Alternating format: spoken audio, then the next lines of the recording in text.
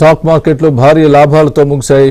1022 పాయింట్ల లాభంతో 85,609 పాయింట్ల దగ్గర సెన్సెక్స్ ముగిసింది. 320 పాయింట్ల లాభంతో 26,205 పాయింట్ల వద్ద నిఫ్టీ స్థిరపడింది.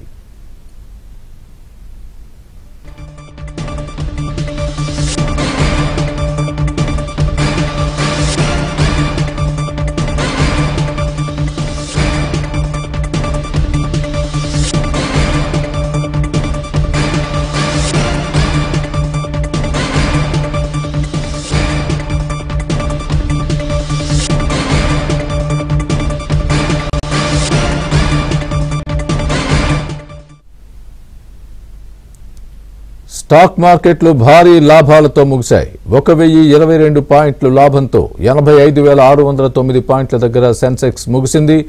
320 పాయింట్ల లాభంతో 26,205 పాయింట్ల వద్ద నిఫ్టీ స్థిరపడింది.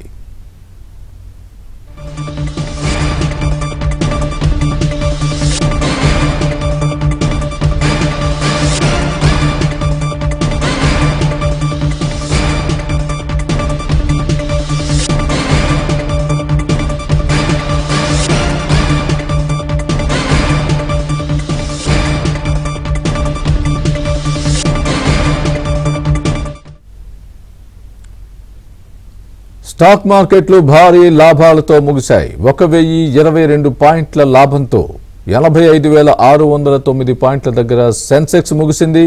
320 పాయింట్ల లాభంతో 26,205 పాయింట్ల వద్ద నిఫ్టీ స్థిరపడింది. ఇదే అంశానికి సంబంధించి పూర్తి విశ్లేషణ మా బిజినెస్ అనలిస్ట్ రత్నాకర్ చెప్తారు. రత్నాకర్ గారు చెప్పండి, ఈ భారీ లాభాలకు ఏం కారణాలు కనిపిస్తున్నాయి? మేజర్లీ రెండండి. బ్రెంట్ క్రూడ్ ఆయిల్ ఒకటి తగ్గటము, అండ్ రెండోది టారిఫ్, యుఎస్ టారిఫ్ వారి మీద పాజిటివ్ అవుట్కమ్ రావటము, మూడోది Fed rate cut they given a positive outlook they are going to do అనేది. ఈ మూడు ఫ్యాక్టర్స్ మార్కెట్ సెంటిమెంట్ ని పాజిటివ్ సైడ్ తీసుకెళ్లి 1000 పాయింట్స్ పెరిగిందండి. ఓకే, నిఫ్టీ కూడా అదే మాదిరిగా పెరిగింది.